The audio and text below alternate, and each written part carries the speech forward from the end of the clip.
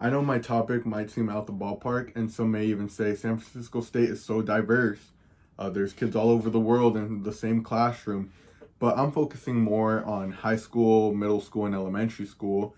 And hopefully, after me showing you some research, you can change your mind.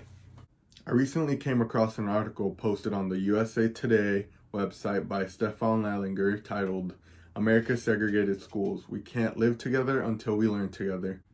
In the article, the author went into detail on George Floyd's background and the police officer who murdered him's background, and he kind of gave his opinion on how things could have ended up differently that day. Floyd grew up in a poor, racially segregated area of Houston, according to the author.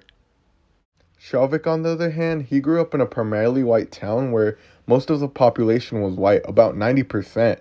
And even in his middle school and high school, 94% of the students were white, whereas less than 2% were black at that time. What the author is arguing is, what if Derek Shavik grew up in a more diverse town, more diverse schools? Would he have done what he did to George Floyd? Probably not. And this is the problem with racism. This is how we are going to stop racism, right? By integrating schools. Even on the article written by Ivan Natividad, posted on the UC Berkeley page, he kind of talks about districts and how that is segregation. If you really think about it, Ivan is right. If you go to a nicer neighborhood with a nicer school, they're going to have all the funding. There's more white kids in there, richer kids. Whereas if you go to, a lower income neighborhood, you're not going to see as many white kids. You're not going to see as much funding. All you're going to see is minorities in those classrooms. I think this is a problem here in San Jose, California, where I live. Looking back into my elementary days, it definitely feels like we were segregated.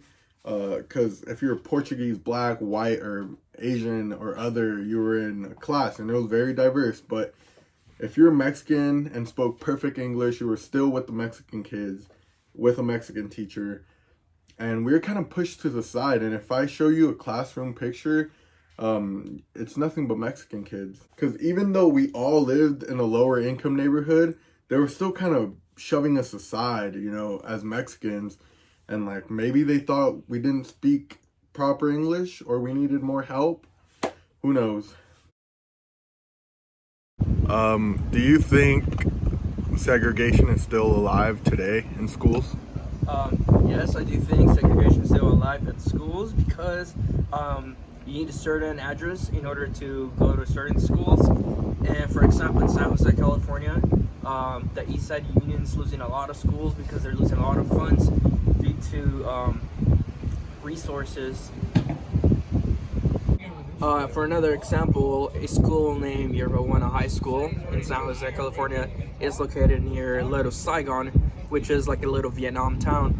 And that school is filled with nothing but a lot of Vietnamese people. So definitely there's a big difference. Very little amount of Mexicans and white people, but the majority is a bunch of Vietnamese people.